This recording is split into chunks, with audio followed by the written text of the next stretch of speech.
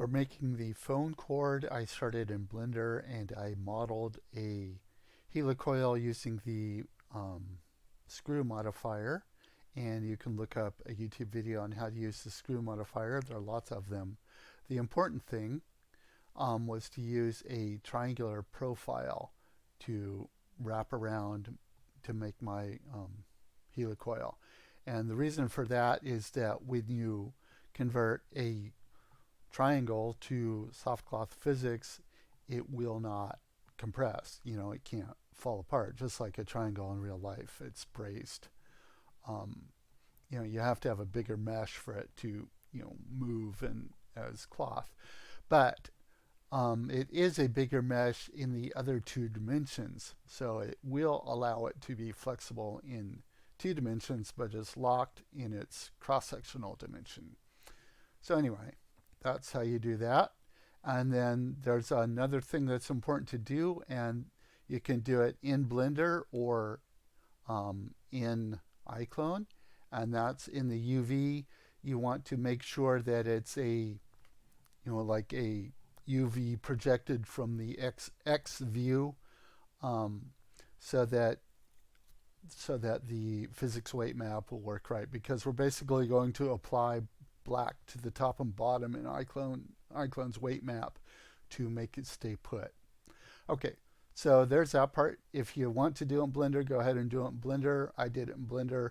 You can also do it in iClone because there's a UV assignment option there. So go back to here, and then you need to have it rigged, and you only need 2 bones in this case because the mesh is not relying on a skeletal rig for animation. It's relying on the iClone physics. So basically what the bones do is give you an anchor point and a movement point here.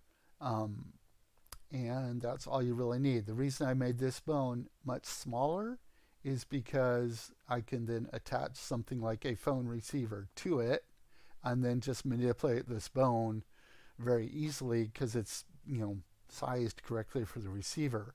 Whereas if I had like evenly sized bones, then it'd be rotating from down here and be much harder to control. So if you want to, you can have a full 20 bones in here or whatever.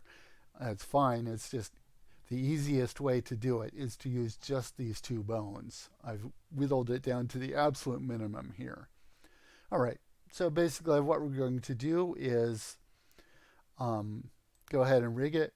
So you select your mesh, hold down shift and select your skeleton, control P, and then just rig with auto weights. Then I'm going to go ahead and export as an FBX. In your FBX panel, you only need the armature and the mesh. These will all be selected. So just click on armature, hold down shift, and click on mesh, or just don't worry about it. And then choose where you want to export it and export it there. I'll go ahead and export over the one I have. All right, now I'll pop over to iClone. I'm going to import that file. And it's called coiled cord 00. And it's, of course, comes in quite large, which is fine because I'll just scale it down.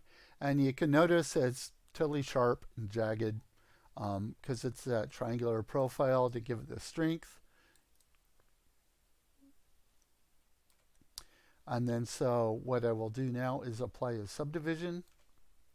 So scroll down your attributes panel until you find the smooth mesh and just click that on, and that will subdivide the surface, the appearance. And so basically all your physics works on that really simple model, and your display now looks correct as sub D.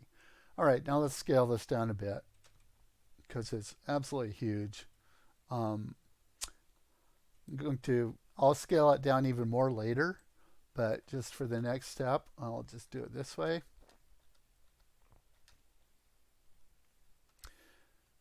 Okay, so now I'm going to pop over to my material tab.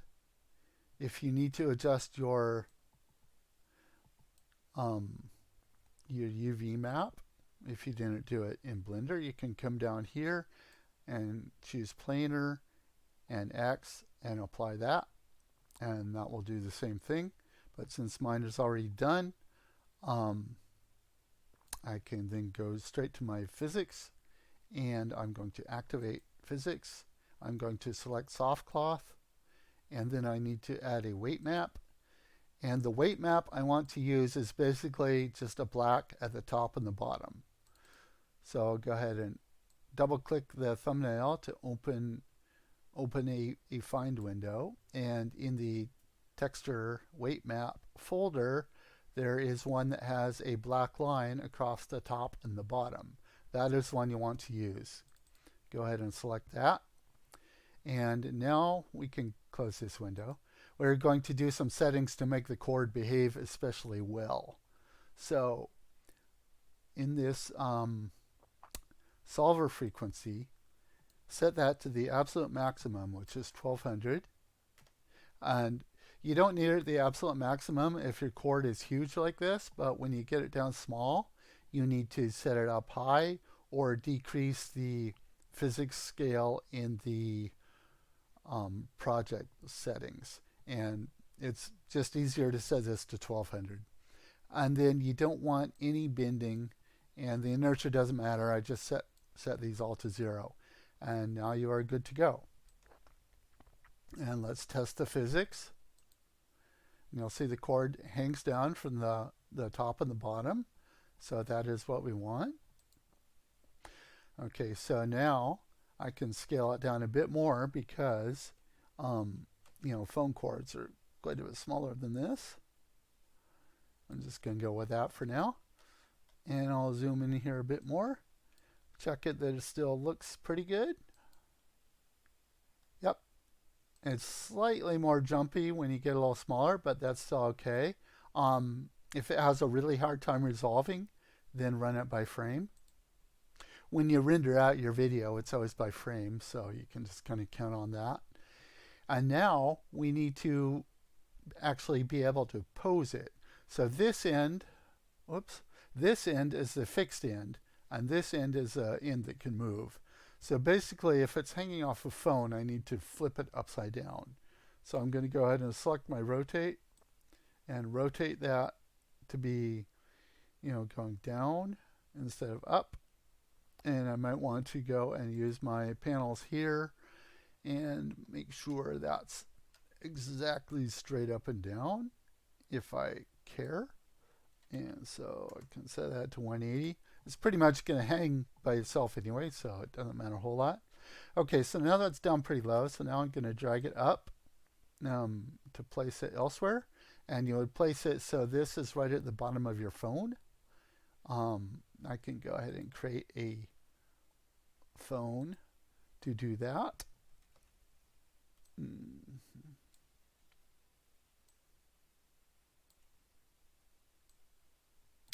All right, so let's move this. So it's kind of where that is already to make it easy.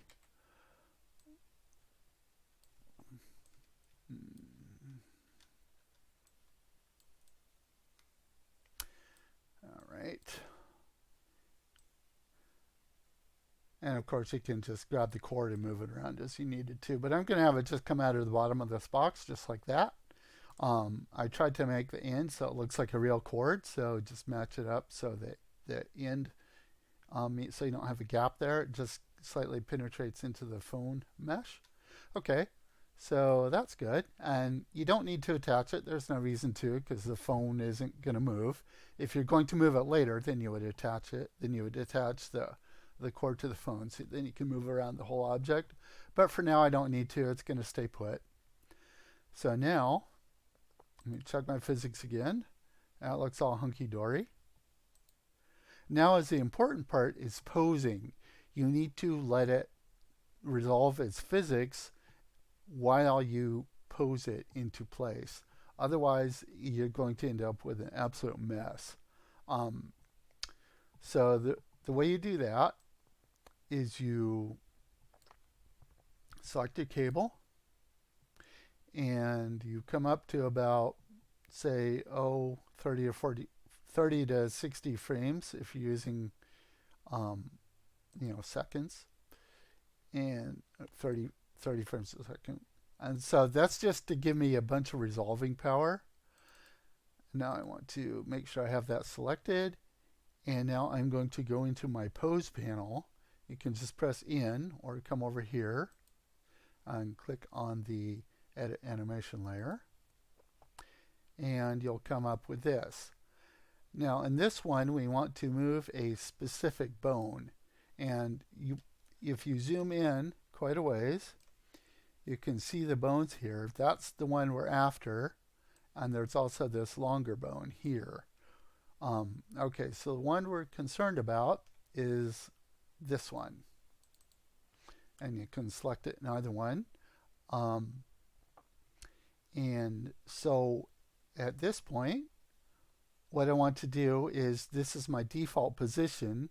So right here, I'm going to click on reset, and you can see it put in an animation up to that point. That will let the physics resolve up to that point. Now I can animate this bone from here on, and my physics will be fine. So next I will go up to, say, 100, 120. And then I want to adjust this bone. I need this end of the phone cord to be pointing up the other way so it can be attached to the end of the receiver.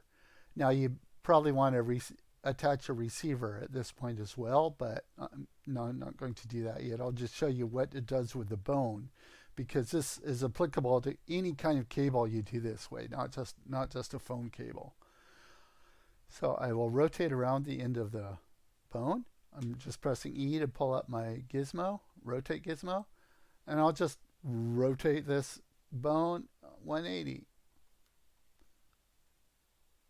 And then I will press W to get my move gizmo, and what I'm going to do is just position it up where I want the other end. And you'll see it looks absolutely horrible because it's stretching out. But remember, it's not going to do this because this is going to be all under physics. Okay, so I've got that up there now where the phone would be, hung up. And at this point, you see it added additional animation. So now I'm going to rewind. And then I will go ahead and play. There's the physics, and then it goes up, and you see how the bone moved. Let me do that again. Okay, so you can see what's happening here because I moved that bone, which you can do with props. So I rotated and moved that bone. You'll see it's completely, changing the length and the scale and all kinds of stuff with the bones. But the cable itself is just controlled by the physics, so it's hanging down as you would expect. So from that point on, you just keep adding additional animations to move the end of that bone around. So let's say now I'll go up to 180, and I will move this out here. And of course it looks absolutely awful. But then if I go and play the whole thing, it resolves the physics and then moves accordingly. And you can see the bone stretching and moving, and it ends up exactly where you need it to be. The first bone stretches to where you need it, and then you can rotate around that second bone as needed. Okay, and if you close this panel, then of course you won't see the bones anymore. So then it looks perfect. Okay, hope that's helpful.